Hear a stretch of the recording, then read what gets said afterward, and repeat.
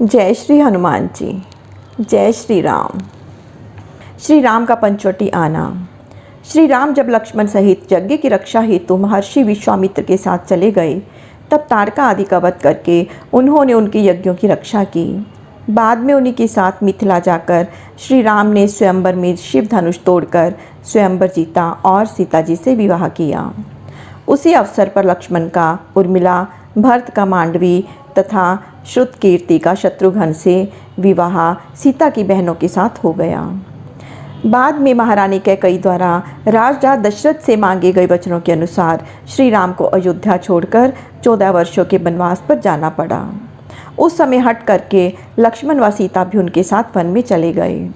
वनवास में श्री राम वन के ऋषियों से भेंट करते हुए चित्रकूट दंडकारण्य होते हुए पंचवटी आ गए। वह स्थान रमणीक जानकर वे अब पर्णकुटी बनाकर वहीं रहने लगे।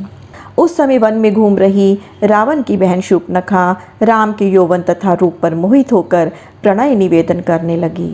राक्षसी संस्कृति के अनुसार किसी पर पुरुष की सहमति से संबंध बनाना व्यभिचार या पाप की श्रेणी में नहीं आता। श्री राम एक पत्नी व्रता थे, अतः उन्होंने शूर्पणखा का निवेदन अस्वीकार कर दिया।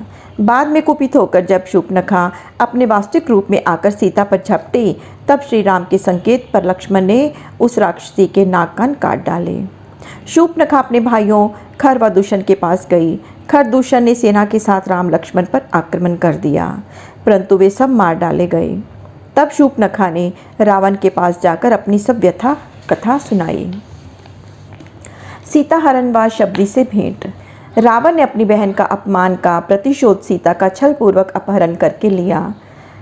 उसके जैसे पराक्रमी, निरंकुश और अहंकारी ने शत्रु की पत्नी के अपहरण का कायरतापूर्ण तरीका प्रतिशोध के लिए क्यों चुना? उसके लिए तो शत्रु पर तत्काल आक्रमण करके मार डालना ही उचित था। इसके दो कारण थे। पहला, शूर्पणखा के अपमान के पीछे शूर्पणखा का ही दोष या अपराध था, इसीलिए इस बात पर खुला आक्रमण वैश्विक जनमत को उसके विरुद्ध कर सकता था। कम से कम उसको आलोचना का पात्र तो बना ही सकता था। दूसरा यह कि शत्रु ने उसे आजीवन न भरने वाला घाव दिया था। रावण जब जब अपनी नकटी बहन को देखता, तब तब उसका हृदय और अहम टीसता। इसीलिए शत्रु को तुरंत मार डालना उसके लिए बहुत छोटा दंड होता। इससे तत्कालीन रूप से अहम की तुष्टि तो हो जाती, परंतु आजीवन अपनी नकटी बहन को देखने की पीड़ा तो तब बनी ही रहती। इसीलिए शत्रु को भी ऐसा दंड देना योग्य समझा कि वह भी आजीवन पीड़ा को भोगता हुआ ही जीवित रहे।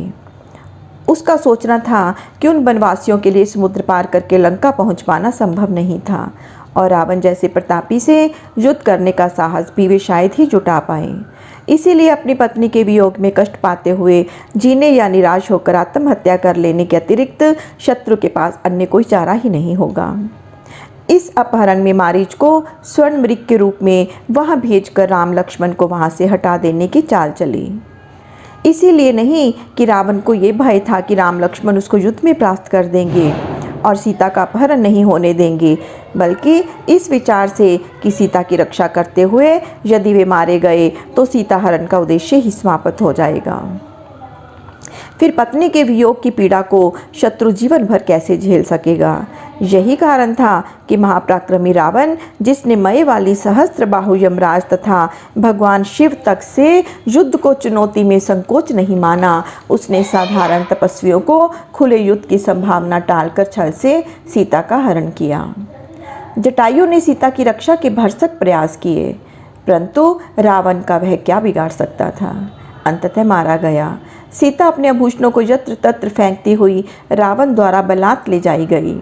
आभूषणों को रास्ते में गिराते जाना एक बुद्धिमानी तथा दूरदर्शिता से भरा कार्य था, जो एक अबला स्त्री अपहत होने के समय कर सकती, क्योंकि इस प्रकार अपने चिन्ह छोड़कर वह अपने पति या खोजने वाले को उस दिशा तथा मार्ग को इंगित कर रही थी जहाँ से उसे ले जाया जा रहा था। इस प्रकार बाद में उसे खोजने वालों को उसे खोजने में बहुत सुविधा होती। इसके सिवा वह और क्या कर पाती।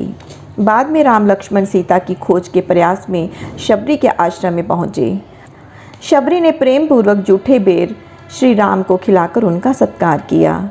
जूठे बेर इसीलिए कि ताकि वह तय कर सके कि बेर मीठे हैं, ताकि खट्टा या फीका बेर भूल से प्रभु को ना दे दिया जाए। शबरी के मन में छिपे उस प्रेम भाव को ना समझते हुए एक भीलनी या शूद्र के जूठे बेर खाना लक्ष्मण को नहीं रुचा। उन्होंने खाने की बजाय वह बेर चुपके से दूर फेंक दिया। माना जाता है कि सच्चे प्रेम, श्रद्धा और भक्ति की अक्षय सकारात्मकता ऊर्जा से परिपूर्ण वह जूठा बेर ही बाद में संजीवनी बूटी बनकर लक्ष्मण के प्राणों की रक्षा करने में समर्थ औषधि बन गया था। श्रृंगवेरपुर में शबरी द्वारा ही श्री राम को ऋष्यमुख पर्वत पर अपने सचिवों के साथ रहने वाले सुग्रीव का पता चला। शबरी ने सुझाव दिया कि राम को सुग्रीव के पास जाकर उनसे सहायता लेनी चाहिए। उसके राज्य व पत्नी को बाली छीन चुका है, अतः वह राम की वीर पीड़ा को भली प्रकार समझ सकता है। घायल की गति घायल ही जानता है। एक दूसरे की पीठ को खुजाने में एक दूसरे की मदद की जानी चाहिए। यदि राम बाली के विरुद्ध सुग्रीव की सहायता करे और उसका राज्य व पत्नी उसे वापस दिलाए तो सुग्रीव भी सीता की खोज व प्राप्ति में उनकी मदद करेगा। लंगड़े और अंधे की मित्रता स्थायी तथा सुदृढ़ होती है। यह नीति है, क्योंकि दोनों का ही निर्वाह एक दूसरे के बिना नहीं हो सकता। इसीलिए अपरिचित होते हुए भी तथा योनि की भिन्नता होते हुए भी राम और सुग्रीव में मैत्री संबंध स्थापित होने तथा स्थायी रूप से प्रगाढ़ता पूर्वक टिकने की पूरी संभावनाएं थी। राम को यह सुझाव उचित लगा। दिव्यता के स्तर पर बात करें तो भगवान राम जानते थे कि वहीं उनको भेंट प्रिय हनुमान से होगी। इसलिए तो वानर हनुमान को विश्वामित्र ऋषि के अयोध्या आ जाने पर राम ने विदा कर दिया था।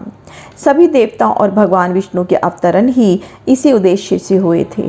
राजनैतिक स्तर पर बात करें तो श्री राम को इसी प्रकार गुप्त रूप से अयोध्या से लंका पहुंचने से पूर्व मार्ग में सेना को एकत्रित कर लेना था। इसी योजना के तहत तो राम लक्ष्मण वनवास आए थे।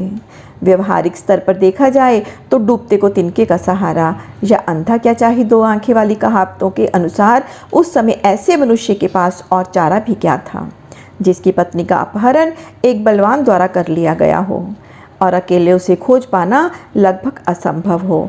इसीलिए शबरी का सुझाव स्वीकार करके श्री राम और लक्ष्मण वहां से विदा लेकर ऋष्यमुख पर्वत की ओर चले गए। जय श्री राम, जय श्री हनुमान जी।